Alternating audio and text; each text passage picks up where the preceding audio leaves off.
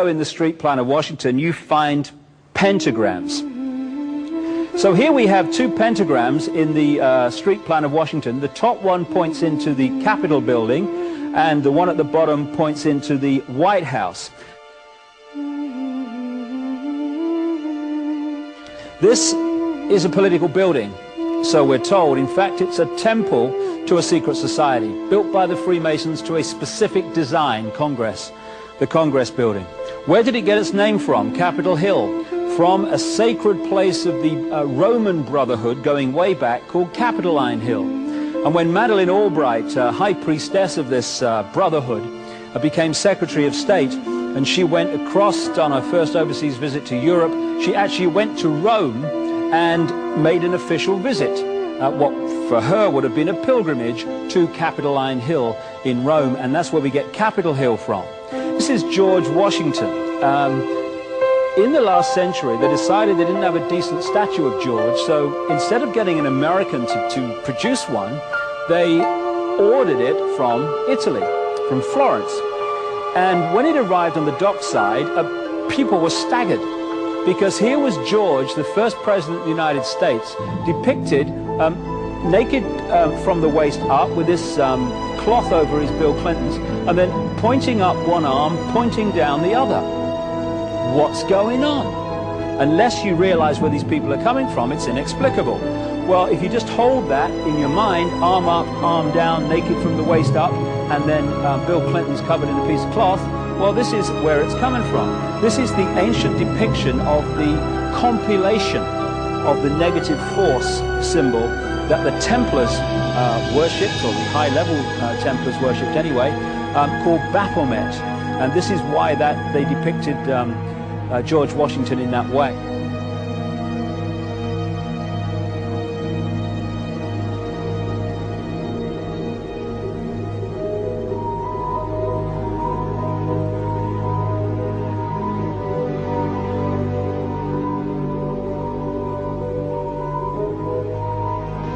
What has come to light is that it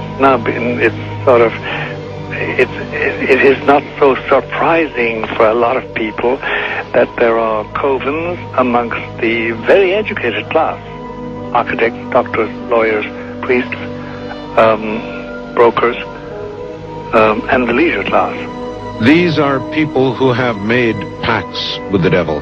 That's right. It's really the best, the more accurate way of describing it would be that they have indulged themselves in the worship of the goat, of the prince, of the serpent, of Satan, of Lucifer, and they lead perfectly normal lives. They're jewel merchants. They travel. They're prominent in their own way, but they do have this indulgence. Father, here's a part of that I can never understand.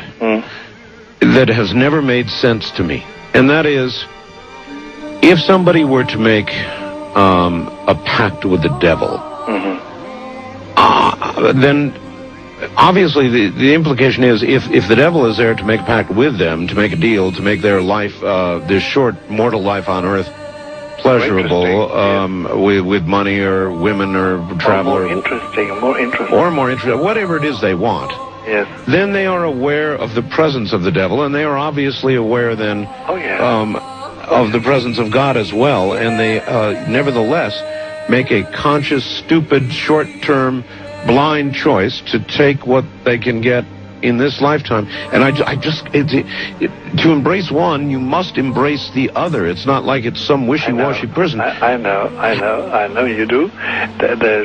It is a very not easy to understand, except when you talk with them, when they let their hair down and peel grapes, as we say, and when they're on their way to being cured of or healed is the proper word. You find that there's an exhilaration and a satisfaction which is both sensual and sexual and mental when they really indulge in Luciferian worship. There is a peculiar exhilaration. Like a drug, then? Yes, it's a peculiar exhilaration. And of course, the godly instincts in us all, the angelic in us all, because we all have something angelic and something godly, besides everything else, a lot of other negative things, that is quenched. And you find in them a horror of anything what we call sacred and holy, or sacrosanct, or the idea of the idea of the sacred, of the awesome.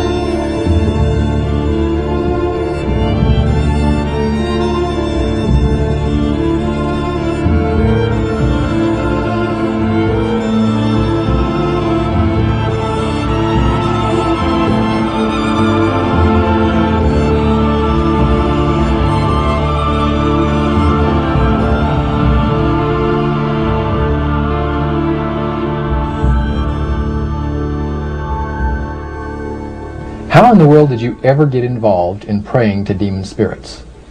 A fellow that had been on a particular ship with me, he told me, "Hey, I got something fantastic to tell you."